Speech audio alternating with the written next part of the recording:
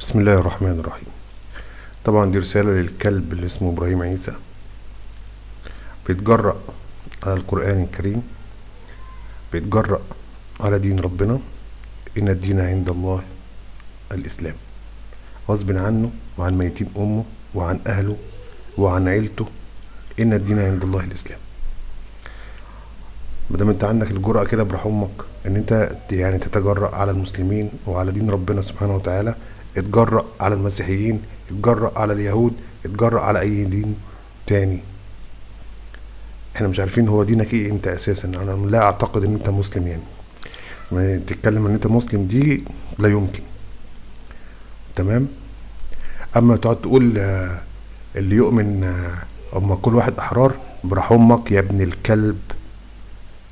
المسيحيين على سبيل المثال لا يؤمنون بالإسلام، روح قول لهم هم كده، على حين ان انا كمسلم لا يمكن اكون مسلم الا لو امنت بالمسيحية انها دين انزل من عند ربنا سبحانه وتعالى.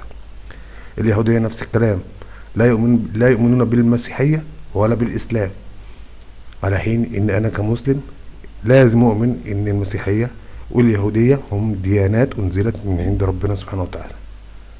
فانت بتتكلم على كده بناء على ايه يا ابن الكلب؟ وحكومة البلد والله لو موقفوا لك يا ابن الكلب واترفعت عليك قضية واتحكمت فيها، انا مش عارف هعمل ايه. انا واحد غلبان لكن انا والله العظيم ممكن اقلب الدنيا عليها واطية. انت فرصة يا ابن الكلب، انت بالنسبة لي فرصة هدية ان انا هقف لاي حد هنا في مصر لو سابوك يا ابن الكلب كده، عشان انت حتة كلب ابن كلب. انا لو هقتلك يا ابن الكلب هقتلك، والله لو شفتك ما هسيبك. خلاص، يتقال بقى عليا مش عارف ايه، يتقال مش عارف، والله العظيم يا ابن الكلب، يا واطي يا ابن الكلب، لو اتجرأت تاني تعمل اي حاجة دي والحكومة سابتك هنا وما اتحكمت فيها يا ابن الكلب، مش بس مش هسيبك يوميا، والله ما هتعدي على خير. تمام. اي ابن كلب هيتجرأ على كلمة واحدة على القرآن او على السنة، والله العظيم ما هسيبه. تمام.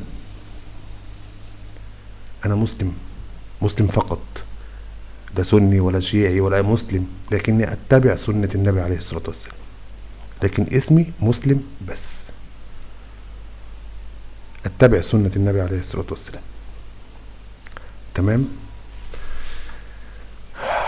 انا معروف هنا يا قص امك في مصر، معروف. ماشي يا ابن المرة الشرموطة يا معرس. ده انذار وانذار للحكومة هنا في مصر، والله العظيم لو ما عملوا لك حاجة، لو سابوك كده ما هيعدي على خير. كل يوم هقفلك وهطلع عينك، ومش لوحدك، انت والحكومة المعرسة اللي في البلد لو سابوك مش هتبقى معرسة. مش عايز اقول الفاظ بنت مرة وسخة. تمام. انت بالنسبة لي هدية ان انا الاقي حد امسك فيه يا ابن الكلب، اموت في ده ربنا سبحانه وتعالى، ابتغاء وجه الله. ربنا غنينا عني وعن العالمين، لكن انت كده بالنسبة لي هدية. تمام. يا شرموت يا معرس. اللهم بلغني رمضان يا رب، ولو كاتب لي الشهادة يا رب اكتبها لي في رمضان ان شاء الله تعالى. ماشي يا ابن الكلب، خلي بالك بقى من نفسك، عشان مش انا واحد من الناس والله لو شفتك في سكة هموتك، مش هسيبك. تمام. السلام عليكم.